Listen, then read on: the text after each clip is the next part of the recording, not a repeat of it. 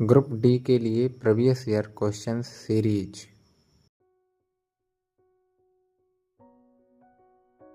निम्नलिखित में कौन सा भाग पौधों में गैसीय विनिमय में सहायक होता है? तो पौधों में गैसीय विनिमय के बारे में पूछा गया है। तो पहला ऑप्शन है रक्षक कोशिकाएं, दूसरा ऑप्शन है केंद्रक, तीसरा ऑप्शन है कोशिका और चौथा ऑप्शन है झिल्ली कर रंध्र। यहाँ झिल्ली कर रंध्र नहीं होगा, केवल रंध्र है। तो हमारा इस क्वेश्चन का आंसर है रंध्र। क्योंकि पौधों में जो गैसीय विनिमय है वो 3 तरीके से होता है।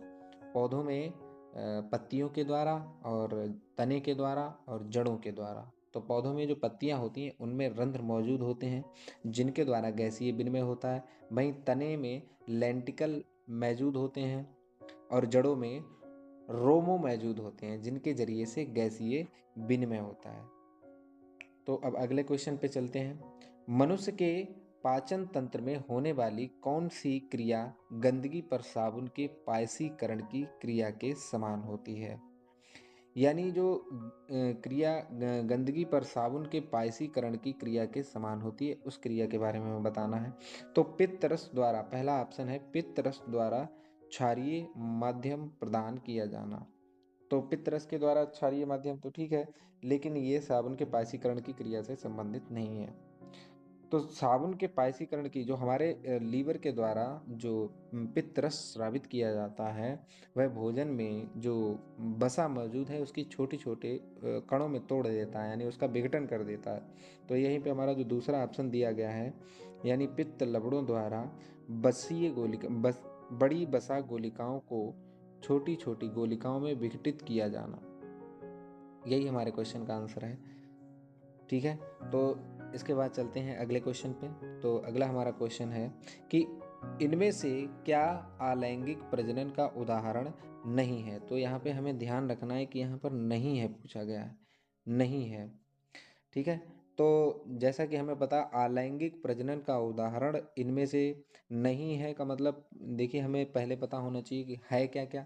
तो विखंडन भी है और द्विविभाजन भी है और मुकुलन भी है। तो नहीं है तो क्या नहीं है, केवल ग्राफ्टिंग नहीं है। तो हमारा जो आंसर हो जाएगा वो हो जाएगा दूसरा वाला, जो कि अलैंगिक प्रजनन का उदाहरण नहीं है। अगला क्वेश्चन है कि किस जीवाणु की उपस्थिति जल प्रदूषण का सूचक है?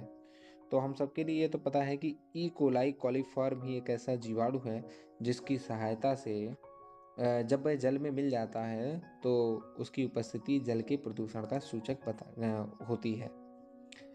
इसके बाद हमारा अगला क्वेश्चन है कि श्वसन में इनमें से किस अभिक्रिया में ऑक्सीजन की आवश्यकता होती है? श्वसन की इनमें से किस अभिक्रिया में ऑक्सीजन की आवश्यकता होती है?